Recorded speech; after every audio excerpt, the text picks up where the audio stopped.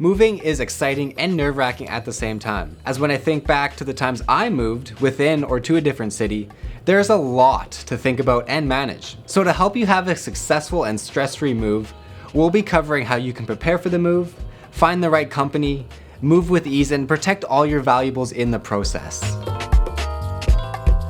Preparing for your move can help you out a lot and make the move-in day experience to your new home much more pleasant. So the first thing you can do to prepare is to switch over your utilities, like the electricity. The last thing you want to happen is to arrive at your new place and find it's dark and cold because you forgot to transfer your utilities to the new address before moving day. Next, double check your home insurance to find out if you need to make any changes for the move. Some insurers may require you to hold a policy at both locations to have proper coverage during the move. So I'd highly recommend talking to a licensed insurance agent. They can provide more information on this. And if the move is a significant distance from your previous home, it's also a good idea to set up an account at a nearby bank and transfer some funds before you move. That way, if anything happens, like you forget your wallet in your old home, you can easily access money when you arrive.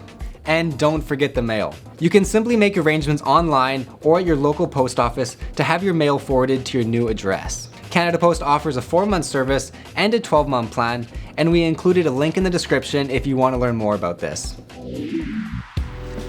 So now that you know how to best prepare for your move, here are some other tasks and decisions you're going to need to make. So first, make sure you get the right packing supplies. Like I mentioned earlier, preparation is key. You'll need boxes, markers, scissors, and good, strong packing tape. And I suggest checking with local retailers, grocers, and even furniture stores to see if they have any empty boxes available. This is a great route to take if you don't mind going to a few different locations and want to save some money on moving supplies. There are now mobile inventory apps as well, such as Moving Van for iPhone, that allow you to photograph your belongings, assign them to boxes, and then you can designate these boxes to particular rooms. You can then email this inventory to your computer so you know where all your belongings are for each room.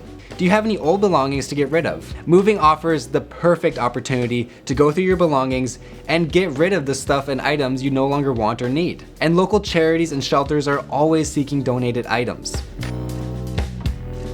And if you're going to do any of these tasks, I highly recommend this one. It's really easy to do. You just have to pretend you're going away on vacation and pack a suitcase with all the essentials, clothing, toiletries for your trip. Then once moving day approaches, you can easily live out of this suitcase so you don't accidentally pack anything that you need for the next couple days. What important essentials would you make sure you pack separately if you're moving? Leave a comment below. I'd love to know. The last big decision you'll need to make is if you should hire a moving company or do it yourself. Hiring a moving company may be more expensive, but they are trained, insured, and efficient. If this is the alternate you choose, ask friends and family for recommendations and get estimates to find a mover that offers a good service at a good value. And if you decide to do it yourself, you'll need to compare truck rental prices and mileage charges. Certain days of the week may make discounts available for either method, so check these as well. I've personally used both options and found that although movers is more expensive, it really helped make the process less stressful.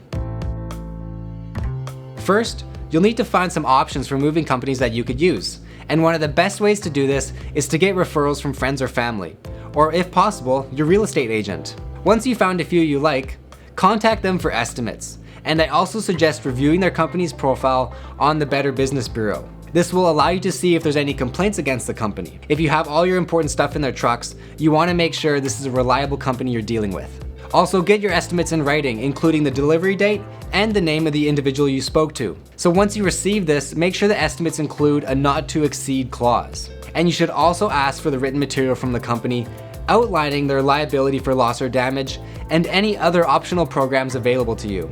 Lastly, check to see if your personal property will remain in the same truck for the duration of the move. Switching trucks increases the likelihood of damage. And if the move is long distance or will take place over a few days, you'll want to know if the truck will be stored overnight in a locked facility so you know your stuff is safe and sound. So once you've found the right moving company, notify the movers of any obstacles, like stairs. This may require careful navigation and can also impact the price you'll be charged. You'll also want to confirm who will be responsible for packing your items. If you would like the moving company to pack them, there will be an extra charge.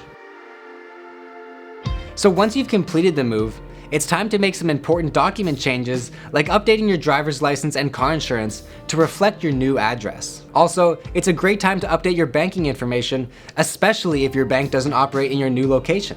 And now that you'll be unpacking all your stuff, it's a great time to consider doing a home inventory, which will help you make sure you have the right home insurance coverage. And if you're wondering where you can access a simple home inventory worksheet, well, we've included one in the link in the description below. You can also take photos of all your belongings and store these photos in your email inbox or cloud storage, so you can access them later even if your computer, camera, or phone is damaged.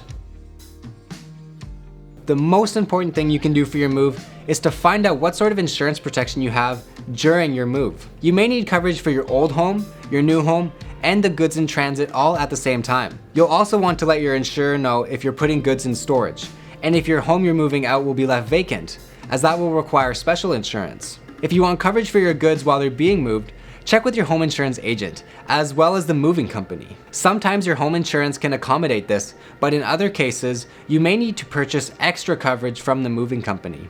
Also, and an often overlooked aspect, is that you should make sure the extra coverage is on a full replacement value basis, so you have the best protection for your valuables. And if you have any other questions about how your property can be protected while you're moving, or if you're looking for an online home insurance quote for your belongings, you can visit squareoneinsurance.com. So thanks for watching, and be sure to check out some of the other resources here.